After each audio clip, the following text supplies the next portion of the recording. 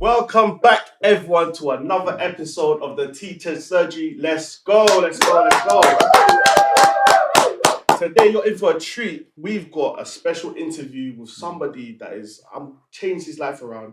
We've got Anthony, aka Beans, somebody that's been through it, come out on the other side, and he's come to show us what it's like on the other side and why he wants to teach people, kids, young people, and people all over why it's good to spread positivity. As you say, positivity is the new gangster, right? Correct. There you go. How you doing, my bro? I'm fantastic. How are you? Yeah, good to see you. Good to see you. All Yeah. right, so just tell us a bit more about yourself. For those that don't know, your name is Anthony, aka Beans. Yes. Where did the name Beans come from? Because let's just get that the way now, right? Because we all know people might see Beans and they might associate it with somebody else, and you know, I know that's quite a common name. But where did Beans come from? You're not Beans from Hackney. No. Yeah, just let people know that. Yeah.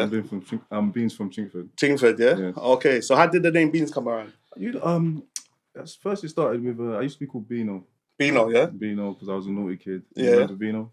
Oh yeah, Beano, yeah. And Beano just went to Beans. Okay. And then everyone just took to it to a point where all my family called me Beans as well. Okay. Like Even your mum calls you Beans. Even my mum, like I recently come home from prison. Yeah. And when I came home, because I had matured a lot. Yeah. What I tried to do was, go the Tony route. Yeah. Yeah. Because when Anthony's Anthony's grow up, they become Tonys, right? Yeah. And no, my family wasn't having it. It's still Beans, yeah. Still Beans. So okay, but it's just the new reformed Beans and stuff like that. Yeah. So you say you were naughty as a kid. Mm-hmm. I asked people this before. Is it just a thing where was it like a lot of things, for example, ADHD, or was it just badness was in you, or was it just fun, or you just enjoy being funny? What kind of naughtiness are you talking about? It wasn't ADHD or anything. Yeah. I hate labels. Honestly, I'm one of them guys. I just hate when people place labels on people. Yeah. Because then people, they go with those labels. They literally take it in as their own identity. Yeah. I don't think that's fair.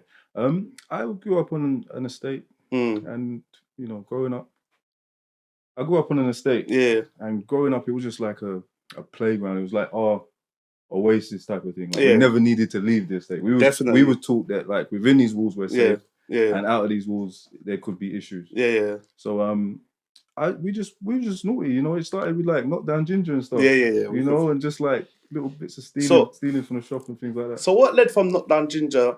Excuse me to put it that way for those listening. What led from knockdown ginger to 10 years in prison? I just think it was a progression. So naturally, it never starts as a gang. You never believe you're in a gang. Yeah. I even, going through the motions of being in prison, like you kind of don't even. It takes a while to admit that you actually was in a gang. Like, because at first it's a brotherhood. Yeah. It's just friendship. Yeah. And then it just turns into a gang, and it just goes that way. So you just naturally progress. So like, for example, little bits of naughtiness here and there. Yeah. And then, maybe stealing cars and stuff. Yeah. And it just starts getting more serious. So it's a progression. It's progression. Okay, and again, what led to the Reformation? What led from 10 years in prison, from the height of naughtiness, criminality? What led to this Beans now becoming Anthony, becoming Tony, becoming now spreading positivity, teaching kids that this ain't the lifestyle? What was that? Was it prison? Did it have to take prison to do that, or was it something internal? It was a bit of both, actually, Des. So what is quite amazing, it was actually my second time in prison. So that's a good question, because what I want to say to you is that the first time I went to prison, I was young. And what we do is, when you come home from prison as a young man, we actually we applaud it. Yes. So I've came home, I've made it through that. That was the first time away from home. And I'm actually gone to prison. And it was almost like a... It's a passage. It was a passage, a rite of passage, and I made it. I survived, put on some weight, I've come home, and I've been applauded. Yeah. So I brought into that and kept that momentum, Yeah.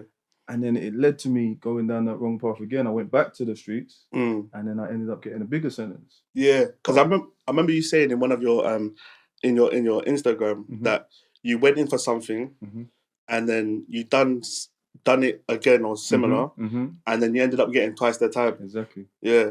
And if you check, I love the way you talk in your when you're doing your Instagram posts. Honestly, check it out for anyone. It's really insightful, because you're one of the most insightful people I know. Thank you. Very. Yes. And you talk in a poetic way when you're talking about that. And you said the way you talked about doing the time that you've done and learning that lesson, and you came it was at the age of 28. You know, you came back at 38. I'm guessing. Do you understand, right? What was that like for you? Because a lot of young people go to prison and they're young. What was it like as someone that's in their 30s spending? That's like you said in your thing, it's a crucial time. Crucial time. I can't even imagine. Your son was 7 months. 7 months old. Yeah. 7 months old. So it's good you said that. So it was so bad because I grew up without a dad. Yeah. In a single parent home. Yeah, right? yeah. So my only objective was not to be that person. Yeah. And now I've been arrested and I'm in prison. Yeah. And I'm literally that person I don't want to be. Yeah, man.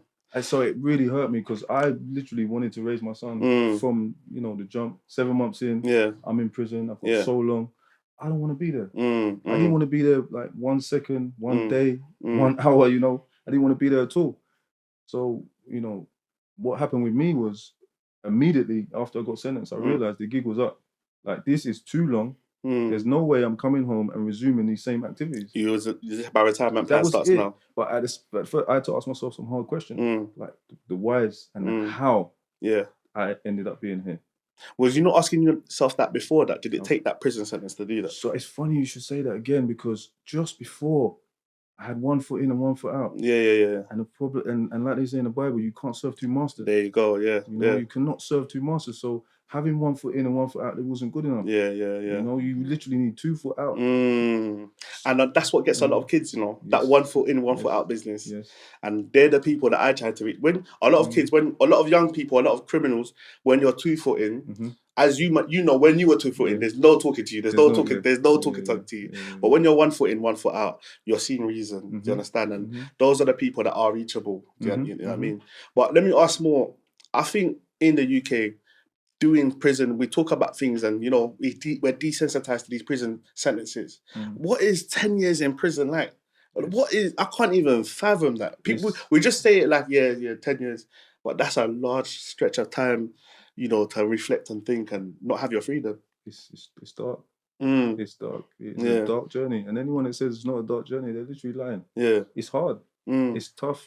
But the thing about the prison in the UK is that if you're proactive, you have to be proactive. There's no other option. Yeah. Because they're not going to help you. Yes. You know, and it's easy to just, you know, go down the wrong path in prison. Because what you got to realize is a lot of people don't know how to function on their own. Yes. So this is because they've been in the gang. They stay in gangs. So now they find new gangs in prison. Or new people to hang around with. And then that makes them even worse. Exactly. So where I was a bit different, a bit fortunate, is I actually went to prison for infighting. Because I went to prison with infighting within my gang. Okay. All of everything, if you can imagine, everything I've grown up on and everything I believe to be true. Yeah. My bubble was literally burst. You know, loyalty, friendship, honor, stuff like that. Yeah. So because that bubble was burst now, when I'm now in prison, I'm now antisocial. To a point where I don't want to meet no one new. And when you say infighting, not getting into details, but you mean the people you used to move with, the people you was your friends and people you used to run around with, they're the people you fell out with, essentially, right? So that's what you now when you go to prison, you're not necessarily, you know, hanging around. You're just on your solo mission kind of thing, right? Yeah. So think about it. If you grew up with a set of people, and you now argue with that set of people, and you fall out with them, every belief you had has been you don't even want to meet new people as well because you've exactly exactly and because I knew that I wasn't going to continue on that path, you know, you got a lot of people in prison looking for the next person to maybe do business with, or looking for the next group to maybe hang around with. That's not me. Because I went to prison for infighting, I now was to myself. I now needed to see what I could do on my own. Okay.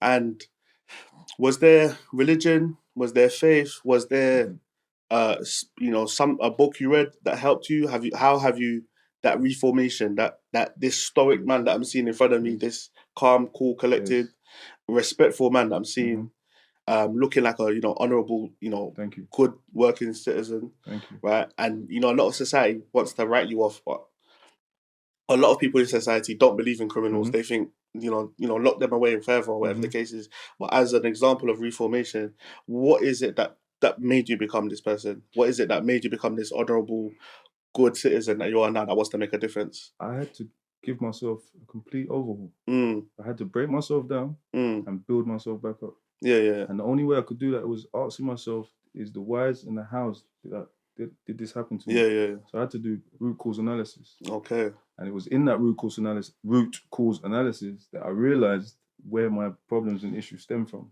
All right, we've not got that much time left, but I really want to know, if it's not too much, what some of those whys were from what you found. What were some of those whys? It's a really deep question. No, it's not. Again, I've thought back so many times. So poor emotional intelligence. Yeah.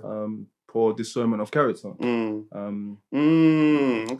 You know what I'm saying? Yeah. And just things like that. Okay. All right.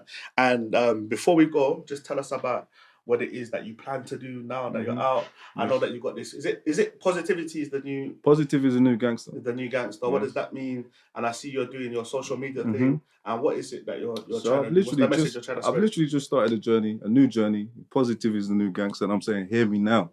Hear me now, because who don't hear must feel. And you don't want to feel later on down the line. You don't want to feel. Yeah. So it's best to hear me now. Yeah. Someone that's been through it. Yes, I've been through it. Yeah. You don't have to go around the houses. Hear me. You know? Yeah. I've been through it. It's not worth it. We've been tricked. You know? We've been tricked. We've been duped. Yeah. Okay. Positive is a new gangster. It literally means standing on business, the right business. Yeah. Households, stuff like that. Everything that they apply to a gangster, but being positive is that person. Exactly. Do you understand? Within your community. I love that. Let people know where they can find you and your plugs or your Instagram. Okay, so on social media, my name's Beans. 1222_. Yeah. And it's Instagram, TikTok, and now YouTube. Okay. Anyway, I'd like to personally thank you for your journey. Yes. And for joining us today and keep doing what you're doing. All right. Thank you for having me. And from everyone here, let's clap for my brother.